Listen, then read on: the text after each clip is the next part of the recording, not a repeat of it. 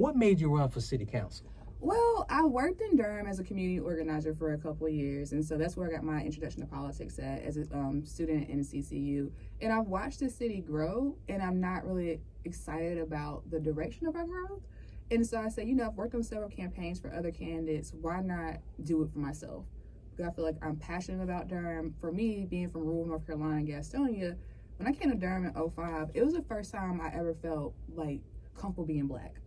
Right, because I saw so much Black rich legacy here, but the Black Wall Street, NCCU, and it's like this is like, or just successful Black people, and we weren't just in one pocket of town. And so I'm like, okay, this is like it's a vibe here. I really enjoy this, and so we often tout here in Durham about shared economic prosperity, and I don't see that for everyone in Durham. And I'm really troubled by a lot of the housing affordability issue. I'm on the verge of being displaced, which is what really inspired me to run for city council, because it's like, okay, I've worked hard. Have maintained my career, and to think about I can't buy a house in a city that I lived in for most of my life, it's kind of disheartening. But when I see like the crime rates or the children in our city and community that are losing their lives in childhood, that's really what got to my core. And it's like, we need someone who understands what it's like to navigate class straddling, right? I wasn't born with a silver spoon in my mouth. My great grandma was my strongest influence, and I just really want to like pour back in community. And I feel like at this point, you've tried organizing, you've worked on campaigns, you've worked for nonprofits. Now it's time for you to do the thing. And that's why I ran. Now, I went to your website to try to get an idea of your platform and what you're trying to push. And something stood out to me. You said accountability and respect. Let's talk about that. Yeah, so accountability and respect. I'm someone every first and third Monday, I watch all the city council meetings like on YouTube, or I'm either in council chambers. And I'm not speaking disparagingly against any current council members, but I do feel as though sometimes that when people have differing opinions, they can become really snarky and sharp-tongued towards each other. And I think that's a poor sign of governance. It's an impediment to governance, in my opinion. But also how some of our citizens are being treated when they come to council chambers, and just the narrative formation. And I feel like we've heard people say, well, so-and-so, I reached out to you, you didn't call me back. Or you on your platform, when you were campaigning, you were all about X, Y, and Z issue, but now that you're here, you've kind of forgotten about it. And I'm like, I just don't like the way that resonates with community, right? It erodes community trust. And so you have to treat others how you want to be treated. And I feel as though just because you have a title, you're still human. And so this is not a monarchy here in Durham. You weren't born into leadership. You had to get elected to be in leadership. So you need to treat your constituents with respect, but also being accountable. Being accountable means showing up, being accessible, being responsive, all those things. And I feel like we were lacking that by some people in our current leadership apparatus. And I want to bring that back, because I feel like our city's going to grow, continue to grow. That's going to happen. But how we do it is super important to me. So I really wanted to maintain. I just didn't like some of the narratives I've watched and witnessed from week to week. And it's kind of like, that's not a really good sign. Or you're treating someone if they're less than because their pain is different. That's not okay. That's not what we do around here. So I wanted to bring back some normalcy in politics around Durham. Yes. If I had a lot of money, I'll be in the city council meeting holding up a big blank check. You remember this? You remember this? Yeah. Now you want to talk. You remember this? Yeah. Exactly. I have my 10-pointed jet on the back of it. Yeah. Read the back. You want this check? You read the back. Exactly. You have all the ideas, and you have all the listening ears in the world when you're on a campaign trail. And then, like, before you even sworn in, it's like, oh, who are you? You do what? Oh, okay. Alone now. And it's like, that's not good for us in Durham. So I really kind of got tired of that, just watching how people are being treated, and just how just people with different ideas are being treated. Like, we're not a monolith. So why can we not embrace ideas from other people who don't think like us and find a compromise to move us forward? It's too much of this all or nothing strategy here now, and it's not reflective of who we are as people in Durham. How about finding the best plan that works? Yeah, but is it an ego thing, or is it a power structure? Because I'm thinking about, you got an idea, I got an idea. What's the best one? Well, I think it's dual-fold. I think it is an ego thing, but there's a lot of money in politics. So my thing for anyone is to follow the money. Who is funding which organizations, and where's the source of the money coming from? But I do think it's ego. Like, my idea is better. And it's like, but you don't have my lived experience. How can you tell me that you know what's best for me when you've never lived in communities like I've lived in? Why is your idea greater? And it's kind of like the I know it gets messy in how the sausage is made, but it's how you display your disagreements that is really problematic here. Like, people can't do it and be cordial. Like, okay, we have a difference in opinion. Let's try to find some common ground. It's more so like, I don't like your idea, X, Y, and Z. And it's like, that's just not cool for us. And I think that we need to get away from that. If we're going to really have tangible outcomes for the most pressing issues of our community, you got to bring people into the table. I think if, let's say, if we ran it like a business, you wouldn't come into a corporate meeting with that type of attitude. You wouldn't. And you'll try to embrace those different ideas, and everyone will, okay, you present, okay, we do a huddle, let's come back. We think this is gonna be the best idea. We're gonna try this, but if it don't work, then we're gonna change directions. Yeah. Because corporations are all about making a profit. Yeah. They gotta make a profit. So if this method don't work, we're gonna go in a different direction. Exactly. Real fast. Exactly. Quickly. we decided to pull that wasn't working. But see, politics, no, keep pushing it. Why? Because it could be, like you said, it could be money involved, money behind it, even though it doesn't work. That's a disservice to our people when you take a national narrative that may not be our issue here in Durham and you try to make it our issue. So it's just all those things like the nonprofit industrial complex, all these things, but it's like we have got to get to our truth here in Durham and how we address the issues that impact our community and move beyond the talking points. Everything's in a talking point. There's a thing called theory and then there's practice. You can have all the theory in the world, but you have to apply it to see if it's actually effective. And I think we don't do enough of that right now in Durham. So yeah, because what works here might not work in LA. It's not going to work. They got different bills than they got different laws on the books than we have. Exactly. We don't have to worry about moose. If I saw one, I'd be kind of like, what are you? Yeah. So you have to think about just how do you and you wouldn't know if you are not actively engaged in community, right? How do you know the needs of the community? If it's a class issue, it's a tension in a class here in Durham, people feel as though I know what's best for you because I have X, Y, and Z. And it's like, do you? That's just my opinion about things. I can get that. I can understand that. You think you know more than what's best for me, but I'm living the life that you're not living. Exactly. So you're going to make policy for me because you know what's better for me than what I do. And then you deny me opportunity to be in space for the creation of such policy. How is that inclusive? No. I need the best idea. I need everybody in the room. Yeah. So you get those different types of backgrounds and those different understandings. Because if I'm in this community, I make all this type of money. I don't know what you're dealing with. I don't live on that side of town. Exactly. I know your day-to-day. If your immediate needs are satisfied, then you don't have to worry about, okay, if I go home, are my lights going to cut on because I haven't been able to pay my light bill. Or I had to determine between, okay, it's school's time, right? I had to buy my kids school shoes, or do I pay a bill? So how can you make decisions for someone in that situation when you're not living that reality? That's not okay. Let's talk about housing affordability. You had that on your website, and I'm a real stickler about housing affordability because I see how much it cost to rent an apartment when I graduated and how much it costs now. Back then, I can rent an apartment by myself. Yeah. Now? You need like 5 roommates. A 1-bedroom, $1,400 started? Yeah. Who's making that type of money, especially straight out of college or even out of high school? So that is a major. I remember last year, I get nervous every year it's time for my lease to renew because I don't know what I'm going to walk into. And so last year, if I didn't sign a 15-month lease, my rent was going to double.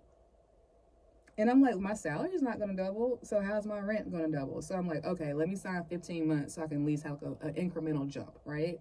And so I think what we have here in Durham is a mismatch between we have all these great employers coming. What we've got to do is make sure that people who live here have access to these great paying jobs. And that's through the transportation infrastructure, through education and scaling up. How do we offer comprehensive support so people can go and apply at the Apple that's coming? People can actually go work at Google. People can go work at Corning, which requires a high school degree to work there. Because not everyone wants to go to college, right? So we need to make sure that we have comprehensive support and people who want to skill up. Say you're a parent. How do we make sure that you have childcare to go into these training courses, right? How do we make sure you have transportation? How do we ensure you have a stipend? Because you're going to be missing out on maybe a job or opportunity or so. How do we offer support for upward mobility? I feel like we are creating more disparities with creating policy in a silo and not centering people with the issues in the policy creation.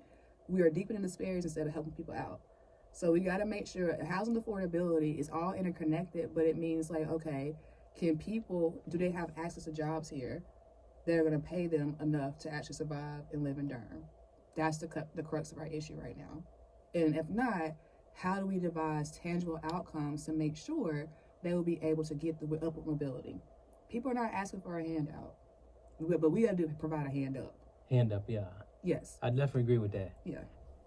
Provide me with the tools so I can help myself. Exactly. I don't need you to hold my hand, but provide me with the tools so I can help myself and be a productive citizen. Teach me how to fish.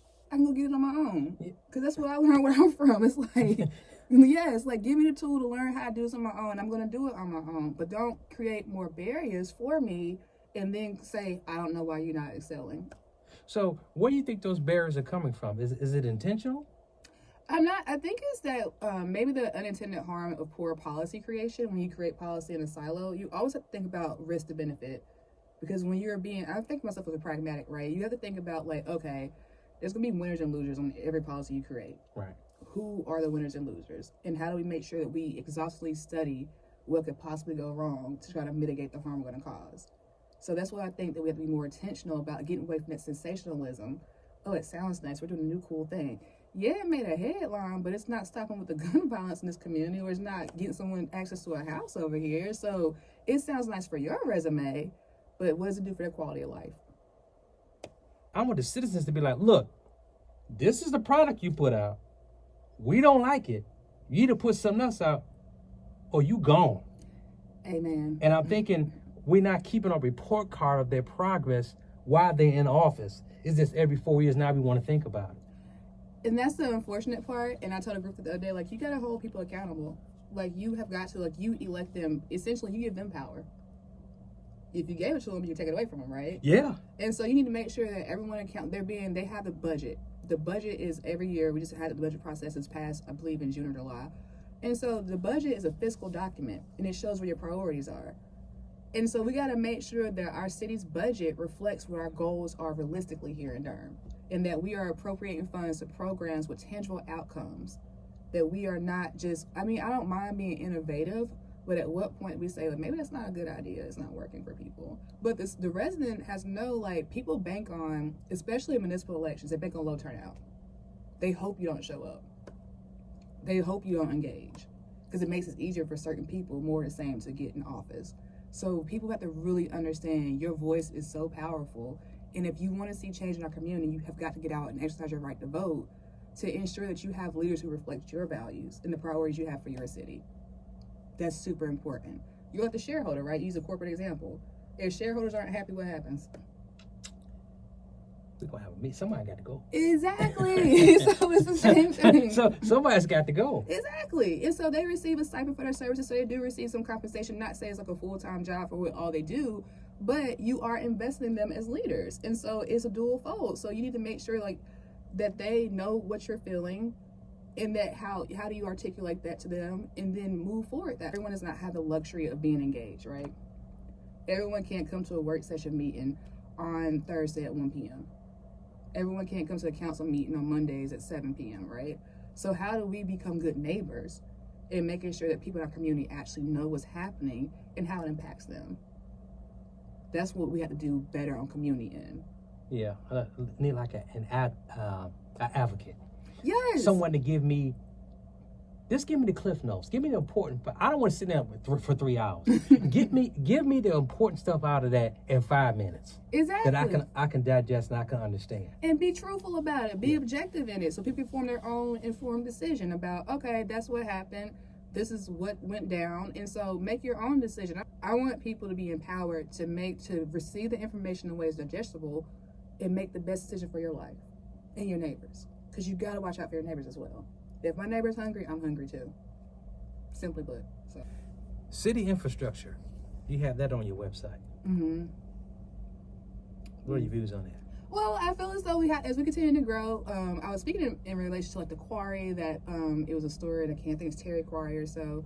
And as we continue to grow, we got to make sure that we have safe drinking water, and that we have safe access to our roads, and all things are being maintained so that we don't diminish our quality of life for residents in our city, and making sure that we don't poison our people. right? So we continue to annex land in and build houses. It's like, okay, can we actually sustain this actual growth that we're supporting right now? Again, I'm not anti-growth. Do not take that anywhere. But making sure that we are able to grow in a way that we don't jeopardize our quality of life. So city infrastructure is super important for me. Also think about that lends itself to like our transportation lanes, but also pay for our city employees, our firefighters. We're increasing their burden through annexation, right? We're bringing more people into city limits. They were advocating for step pay this budget cycle, as well as pay that matches their tenure at the fire department, and they didn't receive what they really wanted. That's problematic if you think about like our city employees not being compensated. What does it say about us as an employer? What does it say about our ability to attract, retain, train people to come to our city and do these services for us, right? So we got to think about how we are as an employer and how we're being a good steward of city funds. So thinking about what growth really looks like. We have a comprehensive plan coming out, making sure that we are following through what the community has suggested through the comprehensive plan. I think over 1,000 folks were engaged. So it's really important to think about how do we grow.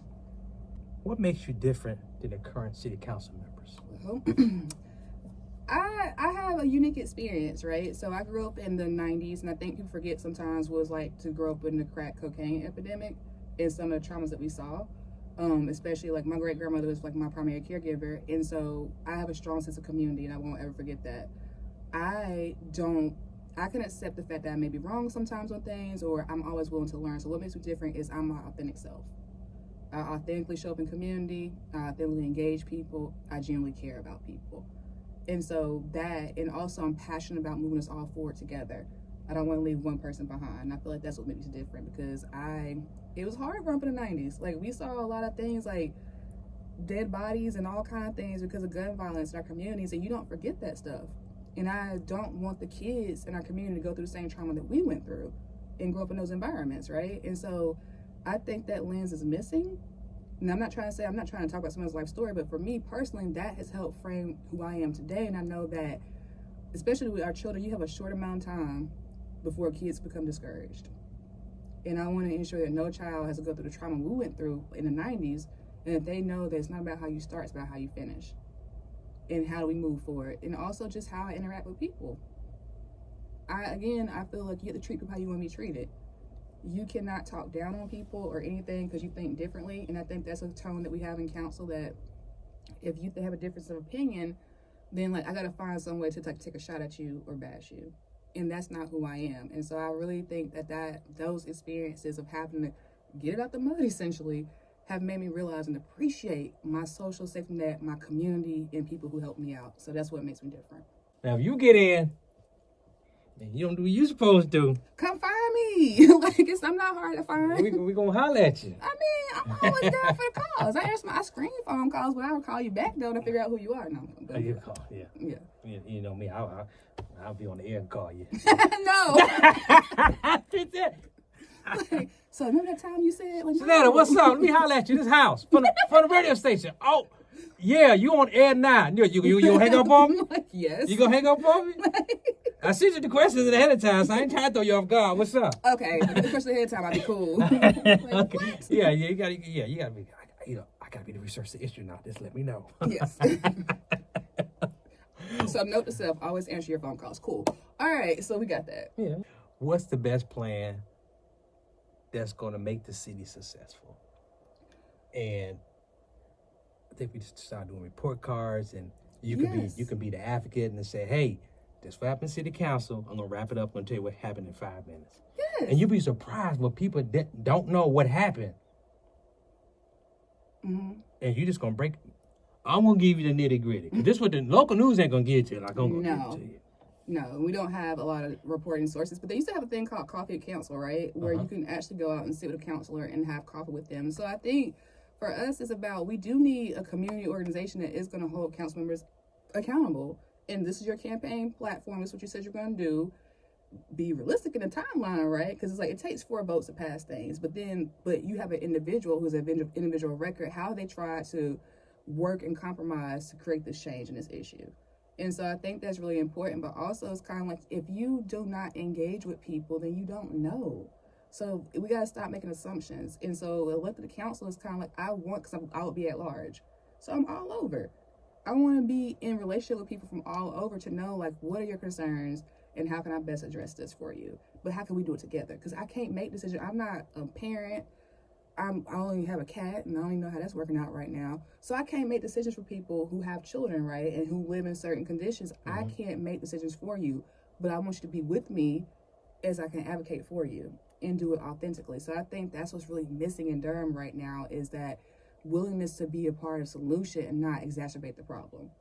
Because I think the tone that I have noticed in being an organizer and an advocate is that some folks will create their own problems just to kind of pretend to be the savior. And it's like, well, if you didn't do that in the first place, then we wouldn't be where we're at right now. And I'm tired of it. If I win the lottery, I want to be a developer, okay? We're going to make a whole lot of affordable housing, not to rent. You can own. Yes. Convert some of these apartments into condos. Yes. Like, I mean, there's so many, a variety of strategies, right? Like allowing churches to lease their land because churches provide a service in our community. So don't have them sell it for a one-time payment. It's like, no, lease it out for the production of affordable housing. You make money, but also you provide someone, again, a hand up and not a hand out by having housing. So we got to think about innovative. And it's like people pretend as though we haven't done affordable housing. There's not models that exist. There are. You got to read and find them, right? And figure out how do you make that fit Durham in our current landscape. We can't proffer our way out of our affordability crisis. You can't. So we've got to be intentional about public-private partnerships, addressing corporate landlords. There are people in our city right now who pay rent and live in absolute squalor. You've heard the stories. Yeah. So we've got to make sure that people have a sound place to go home to, and actually, like, we will address other issues by starting with housing. Such a reality for us. And the thing I always realize is that I'm fortunate because my great-grandmother raised me, she said, you know, if you keep our house, you'll always have a home. So with that, knowing that we have ownership in our family, if life gets tough, I can go home. I might have to sleep on the couch, and it's old, but still, I can go home. So that's a privilege that you have, right? Thinking about, like, okay, if everything gets tough, I can go back to my daddy's house now and just figure it out there. You meet people out here who say, like, you know, my mama died and I had nowhere to go. So I'm out here sleeping in abandoned houses. Or you hear the stories, and it's like, how can you hear someone's story and not feel compelled to do something? When politicians say housing affordability, are they talking about rent, or are they talking about home ownership, or it's a combination of the both? Well, I'm not a politician. I'm a community advocate, so I would fight back against that. Okay. But no, it's both, though, because not everyone wants to own a home. Or people may be transient, right? We have 2 universities here. You have NCCU, where you have a lot of first-year college students. Can you imagine being your freshman in college, or I'll say senior, right, and trying to pay $1,500 rent? Seriously. Like, think about that. Or you think, so I think it's a mix between making sure you have affordability and renters, but also we need to have pathways for home ownership. You have city employees through the budget hearing who talked about they can't even afford to buy a house here in Durham because I think the guy in his story was like, you know, I only got approved for a $200,000 loan. What house can I buy in Durham for $200K? So we've got to figure out a reality for a combination of both. We need to increase the production of affordable housing, both for home ownership and both for rentals, to ensure that our students or people who just don't, everyone doesn't want a yard to mow, you know? Everyone has their own thing, but how do we ensure that everyone has like a opportunity to pick between what they want and what's best for their budget instead of it all being unaffordable? Like, I used to want to buy a house in Durham. It was a beautiful dream. It's been deferred. Yeah. Unless I bought it in like 87 when I was born. I don't know. I want to thank you for coming in and giving us a good chat about what's going on. And we hope that you make it on the other side. I hope so too, but early voting starts on September 21st. You can vote at any of the county's 5 early voting precincts, so please go to DCO Votes for more information about that. And if you want to learn more about my campaign and my platform, please visit Shanetta, 4, Durham.com. Thank you so much for allowing me to come in today. It's all good. Thank you.